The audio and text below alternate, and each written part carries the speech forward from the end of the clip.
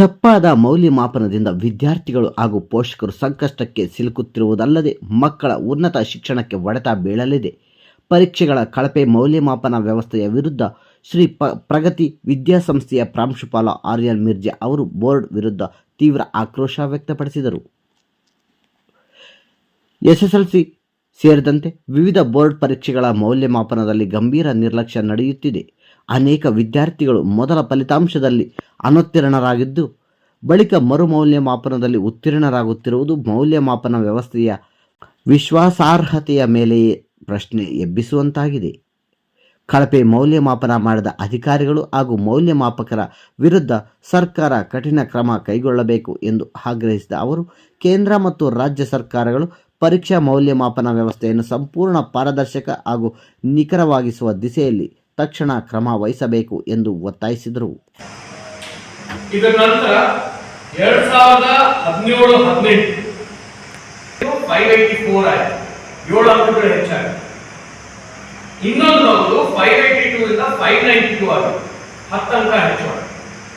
ಇನ್ನೊಂದು ಮಗು 583 ಇಂದ 591, 8 ಮಾರ್ಕ್. ಇವಾಗ ಫೇಲ್ ಆಗಿರುವಂತ ಮೂರನೇ ಮಗುವಿನ ಎಕ್ಸಾಂಪಲ್ ಕೊಡ್ತೀವಿ. 19 ಸೈನ್ಸ್ ಅಲ್ಲಿ ಕೊಟ್ಟಿದ್ರು, ರಿವ್ಯಾಲ್ಯೂಯೇಷನ್ ನಂತರ 33 ಬಂತು. ಜಸ್ಟ್ ಪಾಸ್ ಏನಾಗಿಲ್ಲ, 33 ಅಂಕ ಗಳಿಸಿದ್ರು. ಸೊ ಮೊದಲು ಇವ್ಯಾಲ್ಯೂಯೇಷನ್ ಮಾಡಿದವ್ರ ಮೇಲೆ ಏನ್ ಕ್ರಮ ತಗೊಂಡಿದ್ದಾರೆ? ಒಂದು ಫೈನ್ ಹಾಕಿರ್ತಾರ, ಅಮೌಂಟ್ ಇಸ್ ವೆರಿ ಸ್ಮಾಲ್. ಇನ್ನೊಂದು ಮಗು 5ನೇ ಮಗು 528 ಇಂದ 534. ಈ ವರ್ಷದಲ್ಲಿ 5 ಜನರಿಗೆ ಮಾರ್ಕ್ಸ್ ಹೆಚ್ಚಳ ಆಗಿದೆ, 6 ಜನ ರಿವ್ಯಾಲ್ಯೂಯೇಷನ್ ಅಪ್ಲೈ ಮಾಡಿದ್ರು, ಒಂದು ಮಗು ಏನು ಹೆಚ್ಚಾಗಿಲ್ಲ. ಸೊ ಆ ರೇಷಿಯೋ ನೀವೇ ತಗೊಂಡು ನೋಡಿ. ರಿವ್ಯಾಲ್ಯೂಯೇಷನ್ ಅಪ್ಲೈ ಮಾಡಿರೋದ್ರಲ್ಲಿ 80ರಿಂದ 85% ಅಷ್ಟು ಮಕ್ಕಳ ಮಾರ್ಕ್ಸ್ ಇನ್ಕ್ರೀಸ್ ಆಗಿದೆ. ಇದರ ಅರ್ಥ ಏನು? ಮೊದಲನೇ ಬಾರಿಗೆ ಮಾಡುವ ಮೌಲ್ಯಮಾಪನ ಸರಿಯಾಗಿ ಮಾಡಿಲ್ಲ ಅನ್ನೋದೇ ಇದೆ. ಪ್ರತಿಯೊಬ್ಬರು ಸರಿ ಮಾಡಲಿಲ್ಲ ಅಂತ ನಾವು ಹೇಳ್ತೀವಿ. ತುಂಬಾ ಶಿಕ್ಷಕರು ನಿಷ್ಠೆಯಿಂದ ಮೌಲ್ಯಮಾಪನ ಮಾಡ್ತಾನೂ ಇಲ್ಲ. ಇದಕ್ಕೊಂದು ಉದಾಹರಣೆ ಕೊಡ್ತೀನಿ. ಈ ವರ್ಷದಲ್ಲೇ ನಮ್ಮ ಒಂದು ಮಗುವಿಗೆ ಇಂಗ್ಲಿಷ್ ನಲ್ಲಿ, ಆಂಗ್ಲ ಭಾಷೆಯಲ್ಲಿ 91 ಅಂಕ ಮಾತ್ರ ಬಂತು. ನಾನು ಆ 1 ಅಂಕ ಎಲ್ಲಿ ಹೋಗಿದೆ ನೋಡ್ಬೇಕು ಅಂತ ಪೇಪರ್ ತರಿಸಿದೆ. ಆ ಇಂಗ್ಲಿಷ್ ಟೀಚರು ಎಷ್ಟು ನಿಷ್ಠೆಯಿಂದ ಗ್ರಾಮ್ಯಾಟಿಕಲ್ ಮಿಸ್ಟೇಕ್ಸ್ ಗೆ ಮಾರ್ಕ್ಸ್ ಕಟ್ ಮಾಡಿ 1 ಮಾರ್ಕ್ ಕಡಿಮೆ ಮಾಡಿ, ಅದು ಕರೆಕ್ಟ್, ಅದು ಒಂದು ಸೇವೆ. It is not a business.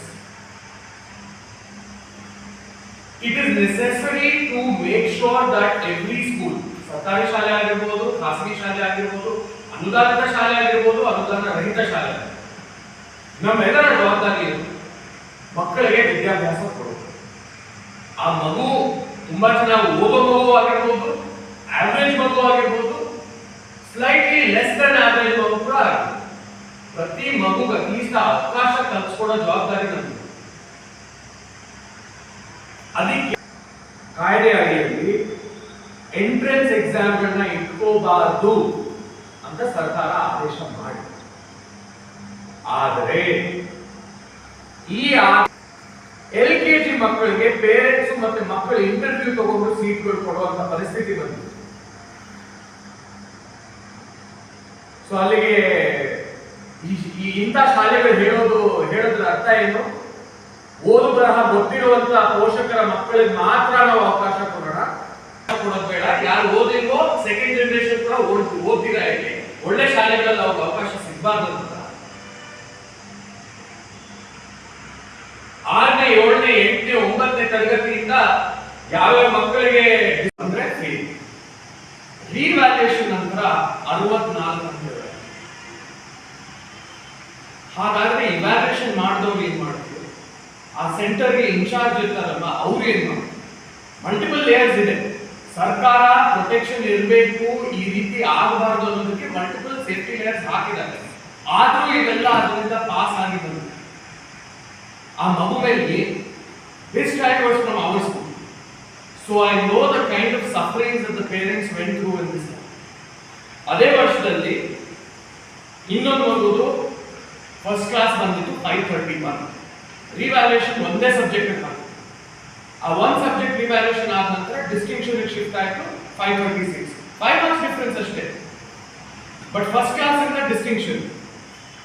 So PUC ಗೆ ಅಪ್ಲೈ ಮಾಡುವಾಗ ಅವ್ರಿಗೆ ಎಂತ ಕಾಲೇಜ್ ಸಿಗುತ್ತೋ ಅನ್ನೋದು ಅದ್ರ ಮೇಲೆ ನಿರ್ಭರ ಆಗುತ್ತೆ.